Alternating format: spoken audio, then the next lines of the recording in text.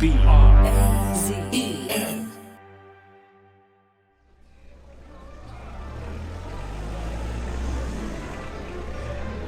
Havana feels like a time capsule. I know, that's what everyone says. But it's my first time here. Driving in, we're passing all these Detroit classics, massive Oldsmobile Super 88s, Plymouth Furies and Pontiac Bonnevilles, all gleaming, brightly coloured and meticulously maintained. Yeah. I love it immediately. Can't believe we're finally here. We're staying in a quiet central neighbourhood where Art Deco houses and apartment buildings line wide avenues. Some of them are restored and brightly painted, others so tumble down it seems miraculous they're still standing. The roots of ancient trees crack and lift the paving stones. Beyond them, the skyline is dominated by massive brutalist housing blocks. It's dusk by the time we drop off our luggage and relax for a bit. Now we've arrived. Once we're settled, we head out to explore. There's a short walk down towards the Malecon, the broad esplanade that runs along the seafront. It's windy, and out at sea, storm clouds are boiling on the horizon. And then, suddenly, as we round a corner, there it is. That's the embassy? That's the embassy. There it is. Yeah, where it all began. My producer Max and I have spent so long obsessing over this building, looking at pictures of it, thinking about it, talking to the people who worked here. Seeing it in person, we find ourselves getting weirdly giddy. Would you call it a 7-story edifice that squats like a tombstone on the edge of Havana Bay? For the backdrop for a spy thriller, it certainly looks the part. We asked Boris, our fixer on the ground, if we can take a closer look. Do you mind if we walk around the embassy a little bit? Yeah. We wander closer until we're directly across the street. I was going to say, it really is quite ominous. Yeah. And we're standing, we realise, exactly where Kevin Coates told us about getting hit. We're actually just outside the embassy, and when we started hearing the sound again, we started walking across the street, and the sound stopped. Oh, yeah. So that means they were Here, where we're standing. Yeah. Distracted, it takes us both a while to clock that we've attracted some attention. 2 guards by the gates are staring at us. Another is quietly approaching from a side street. Yeah, we're about to get talking to. Our giddiness fades considerably. We actually don't have our press passes yet. Yeah, we can bounce. Yeah, let's not antagonize them while we're still trying to persuade them for shit. And we're suddenly uncomfortably aware that we're holding some quite complicated-looking electronic equipment. One of our mics has a hand grip, which makes it look, it now occurs to me, quite weaponish. We start backing away, but more guards, or maybe police, we don't know, have turned up behind us now too. Some are in uniform, some not. Several of them are now arguing with Boris. Occasionally, they gesture at us. Others stand around watching with stony-eyed caution. They don't seem particularly angry, but it's also clear we aren't free to go. They ask for our passports. Then one of the plainclothes guys, who seems to be at least vaguely in charge, gestures for us to accompany him into a low concrete building across the street. He points at Max and the recorder and tells him to turn it off.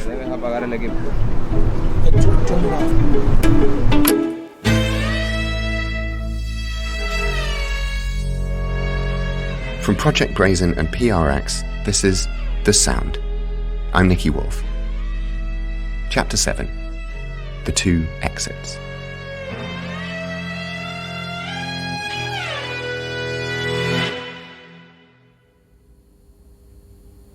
For 2 mildly tense hours, we wait inside a sort of ad hoc police station.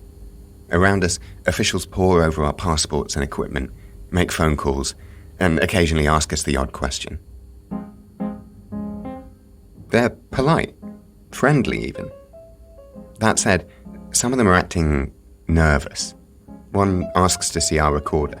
Max passes it to him, and he prods it a little bit, then asks him to switch it on. The sound you're hearing is a Cuban official snapping his fingers over the microphone. He's satisfied. Then, abruptly, we're released. The official who seems to be in charge even apologizes to us as we leave. Afterwards, Boris debriefs us over mojitos. So the policeman approached us, what were we doing in front of the building? And then the second, he was wondering, is your recording device and the microphone. It was our equipment that raised red flags.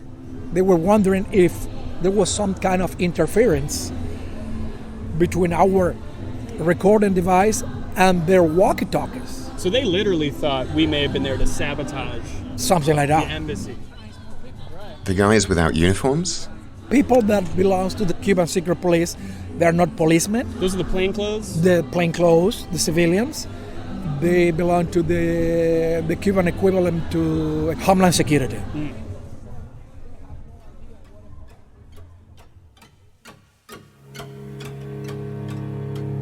So, tensions around the US Embassy clearly remain sky high. This is not exactly surprising, of course, given the circumstances. Like, you've got this kind of nervousness, like, you've got these different layers. You've got the secret police, you've got the ordinary police, you've got the private security, you've got US Marines, and then suddenly people start throwing around this thing of, there is an attack. You can see how that's, makes an already quite tense situation fucking nuts, right? Yeah. We're a few blocks from the embassy at the Hotel Nacional de Cuba, the most famous hotel in the city. The walls of the bar are plastered with pictures of the celebrities who've stayed here. Winston Churchill, Paris Hilton, Mahmoud Ahmadinejad, Kevin Costner. But we're here because this is one of the crime scenes in our story. All our reporting ties back to places like this, the various pockets of Havana where Americans got sick. Coming to these places should help us sort the impossible from the possible. At this point, I think one of two things happened here. Either these victims were hit, likely as part of some intelligence activity, a surveillance or harassment operation involving directed energy like microwaves. And the second is that this all can be explained away as a psychogenic panic. In that scenario, Havana Syndrome is part of an American political agenda. The Trump administration wanted to brutalize Cuba, and this gave them a pretext to do it. During our stay in Havana, we'll try to sort this all out. All right, remember Doug Ferguson from the State Department? He first heard the sound in his backyard. Well, we started hearing this sound at our house. We were out on that back patio, and it was so loud that we couldn't talk. That's where Doug makes that recording of what he heard. Here's a bit.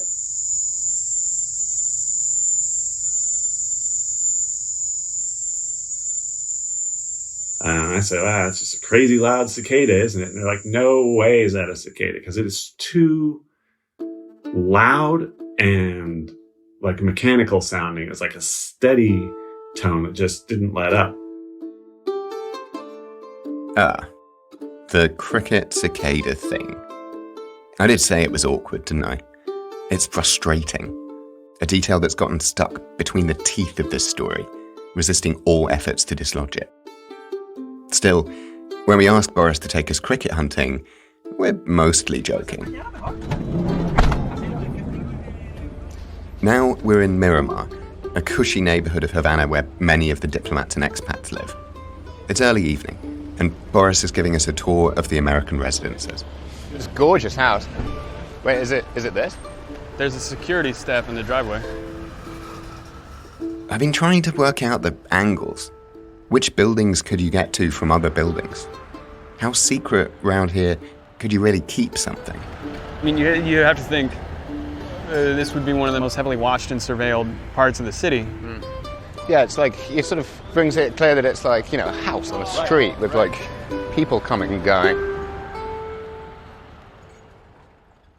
Just like it's helpful to put a face to a name, it's good to see the actual places where it happened. When I imagine Doug Ferguson's house, I've been thinking of American suburbia, white picket fence sort of thing. The reality is different. These houses are large, low, and widely spaced, some sat in their own walled compounds. The first we visit has security guards out front, just like the embassy does. The second is huge and takes up nearly an entire block. The last home we see is right by the water. There's a rundown, vacant building next door. The sun has set, but before we're done for the day, we want to get some Havana B-roll, the ambient sound of the city. I just want to get like a minutes long sort of soundscape. So we're already recording when we hear it. It's quiet, but unmistakable. We creep across the street to where it seems to be coming from. Now we're in the grass just a few yards from the diplomatic house. The sound gets louder.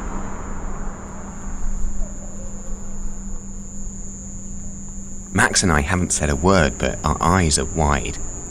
It gets louder and louder with each step. Through the headphones, it feels like we're standing right on top of the noise. And then it stops. What the? That was fucking, We're looking at each other in amazement. Max turns to the others.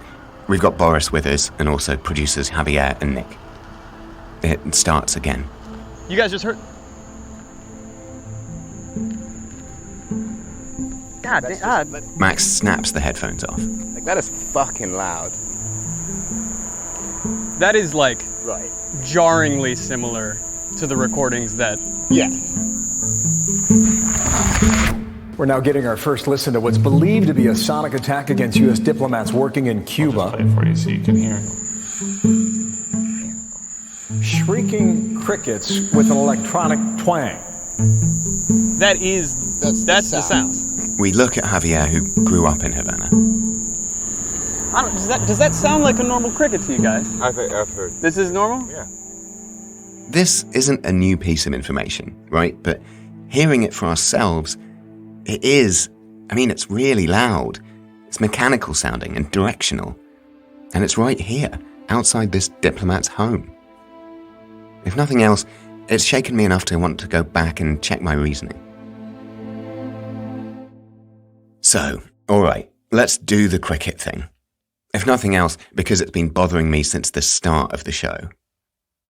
Early on, we ruled out cricket noise itself as a cause of the symptoms.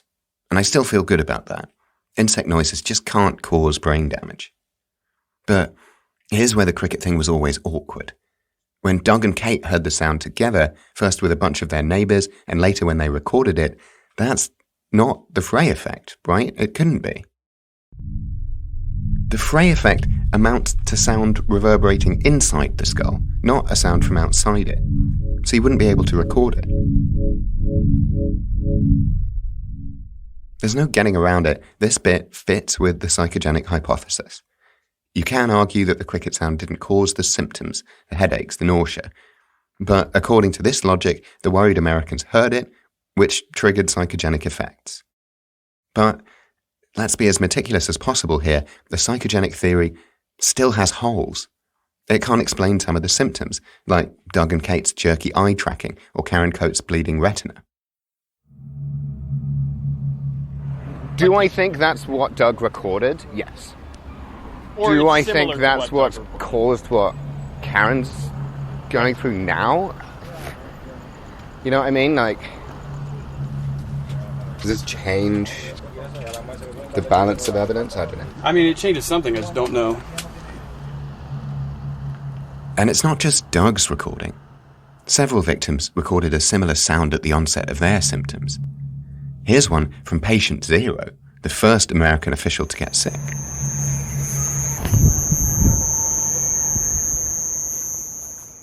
Stunned, Max and I pack up our gear and get back in the car. We make a point to get back in touch with Doug once we're in the States to sort this out. But for now, whichever way you slice it, the cricket thing seems like a hugely unfortunate coincidence. And I really, really hate coincidences. This is such an unbelievably frustrating story. We've heard this sound. it only makes this more confusing. Yeah, I don't fucking know. It feels like every time we learn something new, we actually know less. We'll be back after the break.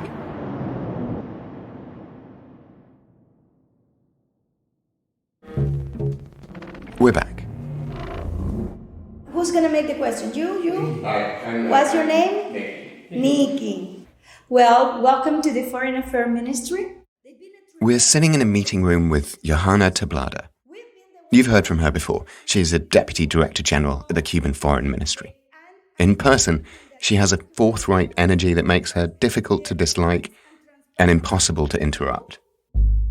So the second we ask her about Havana Syndrome, she's off to the races. Because the one that suffered the most have been the Cubans. We've been the one that have been blamed for something we didn't do. Johanna says Cuban investigators pored over these cases when they were first reported.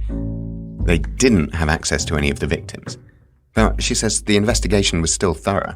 Common denominators of the Cuban reaction has been, 1, to take serious the symptoms.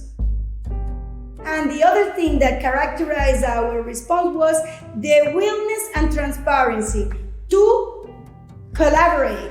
They reject that from day one. In 2018, Johanna went to Washington to plead Cuba's case. You've been blaming Cuba for something that you cannot demonstrate.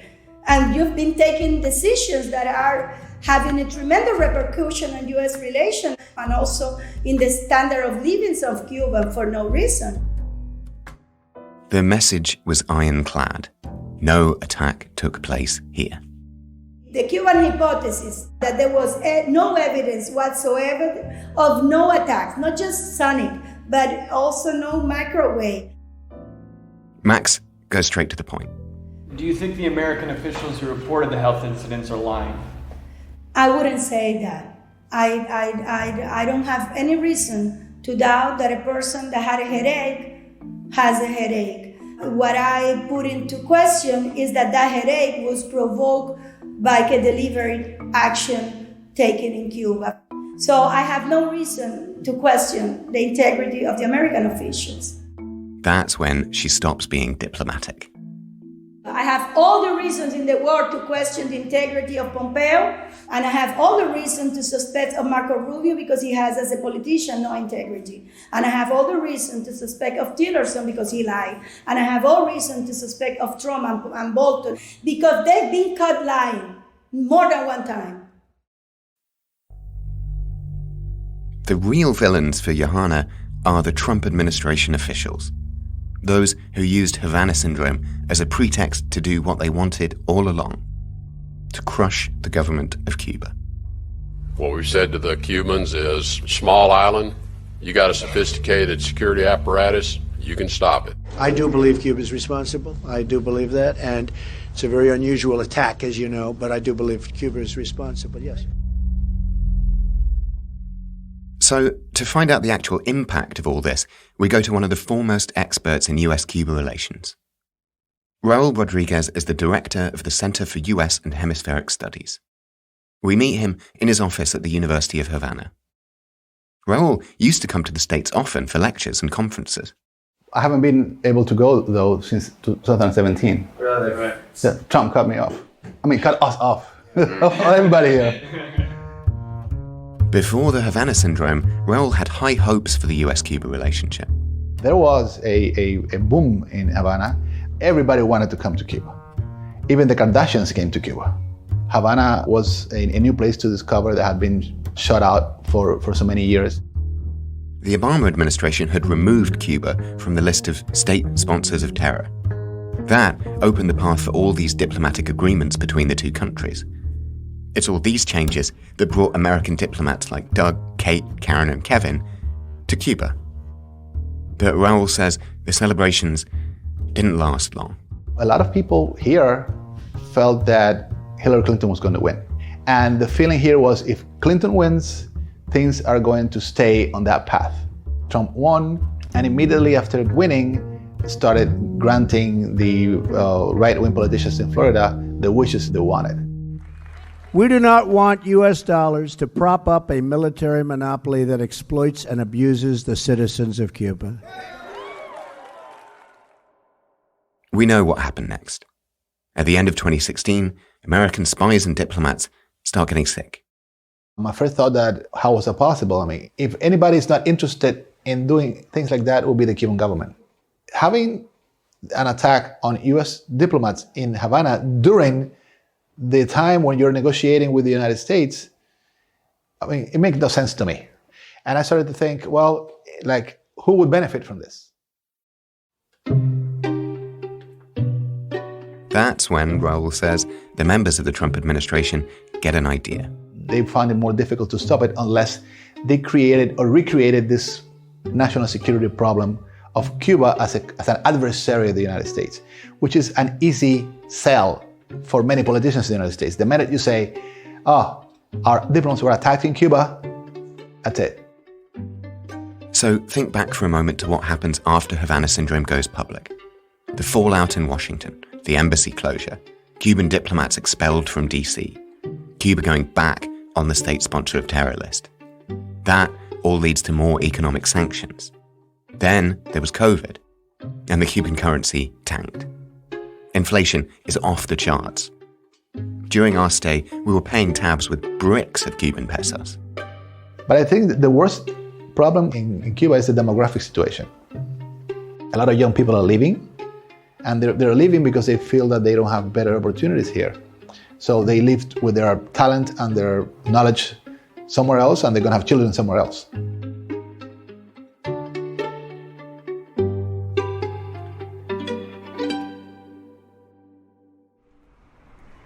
To see this firsthand, we go back to the embassy the next morning, press badges in hand. By the crack of dawn, hundreds of Cubans have already gathered outside. The week we arrived in Cuba, the State Department announced the embassy would be resuming visa processing for the first time since 2017. So the line stretches blocks from the embassy all the way to a small park nearby. Producer Javier sets the scene for us. The ironic thing is that in front of here, that's a funeral home too. So this park is called like the park of the two exits. You go out that way or you go out the opposite direction. It's quietly a dark sort of nickname. What it's implying is there's two ways of getting off this island. One is with a visa, the other is in a coffin. The park itself is a very small patch of grass, less than a square block, with a few benches and trees. At least 100 or 150 people are anxiously milling around. Elderly couples, families with children, young men and women. They all woke up well before sunrise to put on their best clothes, gather all of their documents, and come right here. To wait for their chance to leave.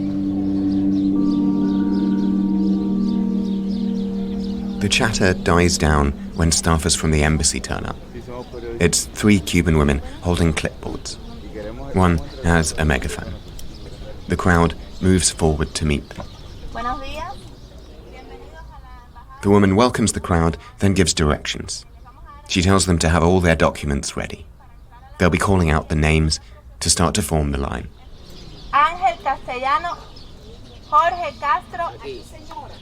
We approach one woman in the queue holding a big folder of paperwork.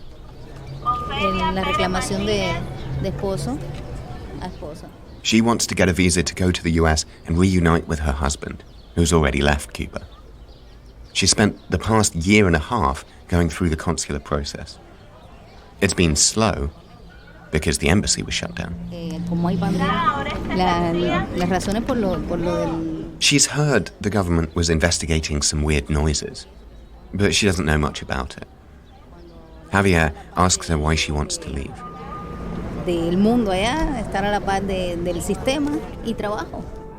To be part of the world, to be part of the system, to work, she says. America has 1,000 opportunities for everyone. What someone sets their mind to, they achieve. She adds that she's really excited to be with her husband again. Gracias. Muchas gracias. Por nada. We meet a man named Eduardo. He's a bit older, in his 60s. Eduardo's son left Cuba for the US 15 years ago, when getting out of the country was much easier. Now, he's here to petition for his visa. He wants to join his son in the States. Eduardo tells us he's heard the embassy was closed because of some sonic attacks. Javier asks what he thinks about them. Eduardo takes a long pause before he answers.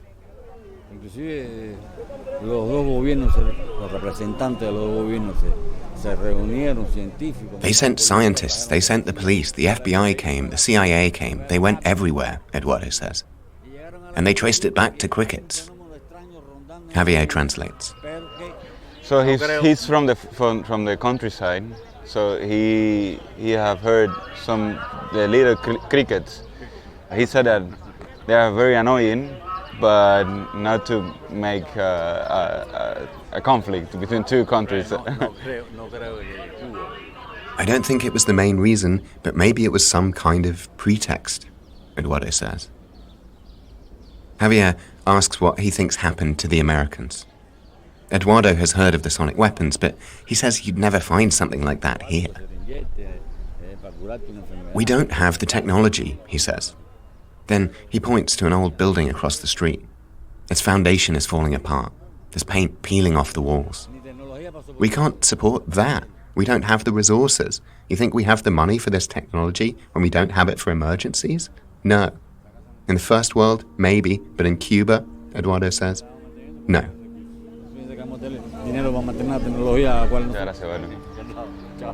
Gracias. Buena suerte con el proceso.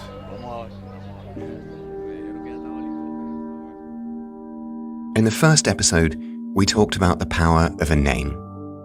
And now, this phenomenon called Havana Syndrome is forever linked with this place. A place where, for a brief moment, there was hope. For me, there was kind of a whiplash. When did things turn so badly so quickly? That's the voice of Patrick Ottman, CNN's Havana bureau chief. We heard from him earlier in the show.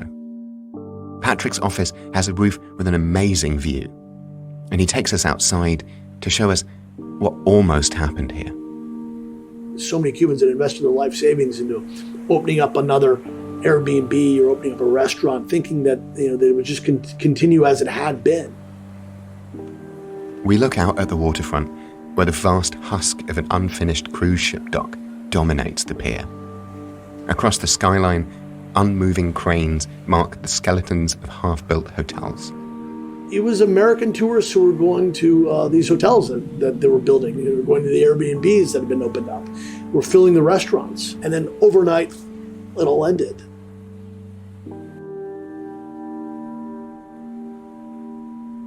And between all these monuments to an abandoned future are the human stories. Those are the Cubans waiting in the park of the two exits. All these lives that were upended because of this story. And I don't know if many people will cry for that in the U.S., but it was sad for me to see for those people to have sort of wasted their life savings on a dream that essentially died very, very quickly.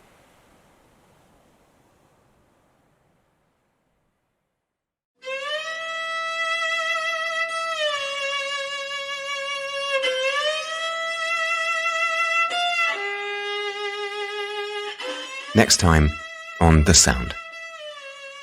Conclusions.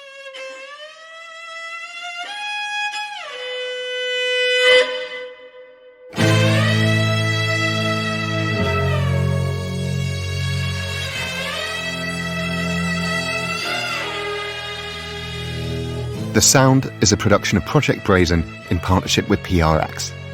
You can follow the show on Apple, Spotify, wherever you get your podcasts, to stay up to date on new episodes. Do leave us a rating and review. It really does help people find the show. Unlock bonus content and immersive ad-free listening by subscribing to Brazen Plus on Apple Podcasts. Subscribing will get you access to premium audio quality and exclusive reporting, including extended interviews from the show. The Sound was produced by Goat Rodeo. The lead producer is Max Johnston. The show was reported and written by me, Nicky Woolf, and Max Johnston. Executive producers for Project Brazen are Bradley Hope, Tom Wright, and Nicholas Brennan. Senior producers for Goat Rodeo are Ian Enright and Megan Nadolski. Mixing and engineering by Rebecca Seidel. Additional production by Emilio Polo and Javier Labrador. Original score by the fabulous Ataka Quartet. Additional music from Max Johnston, Ian Enright, Rebecca Seidel, and Blue Dot Sessions.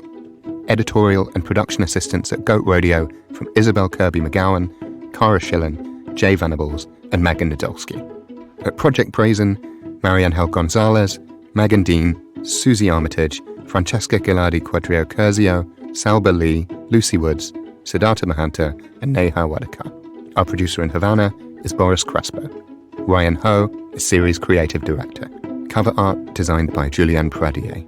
Series video production by Javier Labrador, Andrea Klarich, Julia Frankie, Emily Chow, and Nicholas Brennan.